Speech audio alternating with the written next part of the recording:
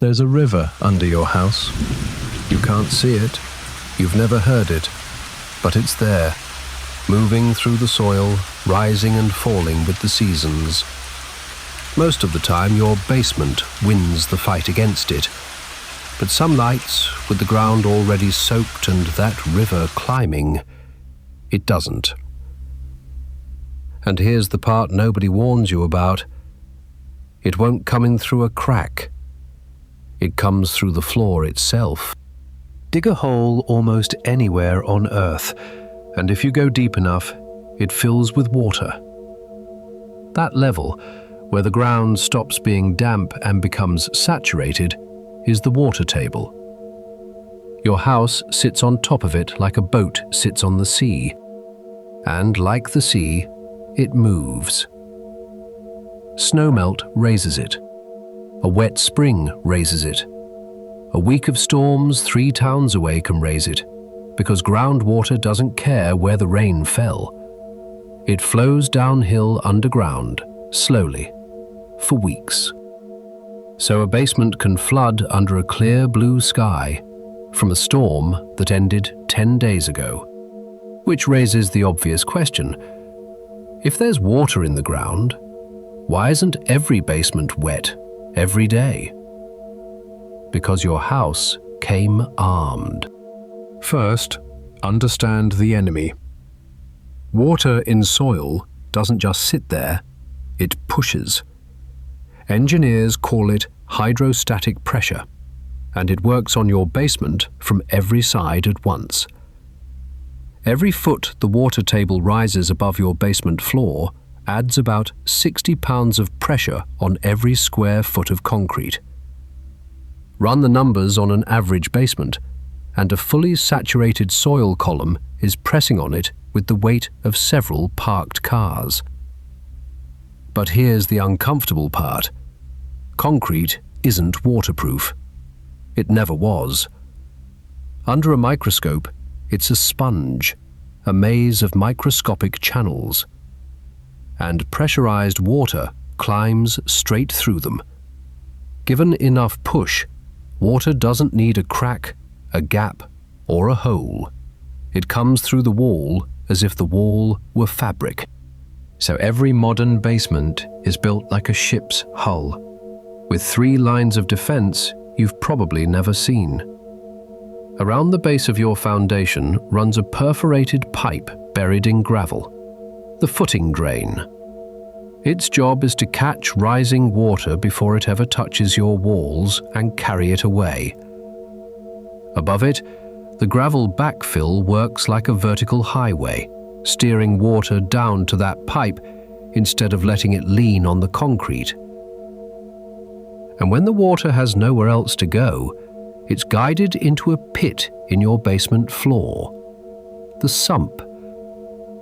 Sitting in that pit is the only component with a pulse, the sump pump, the bilge pump of your house. When the river rises, it throws the water back out. 3 defenses: quiet, buried, invisible. So how does a system this well designed ever lose? It loses slowly, then all at once. The footing drain silts up, decades of fine soil washing in until the pipe that was built to move water becomes a tube of mud.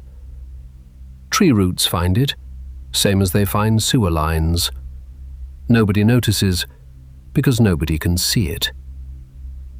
The gutters clog, and every downspout starts pouring its water into one place, the soil directly against your foundation. A single inch of rain on an average roof is over 1,000 gallons of water, and a clogged system delivers it exactly where it does the most damage. The yard itself betrays you.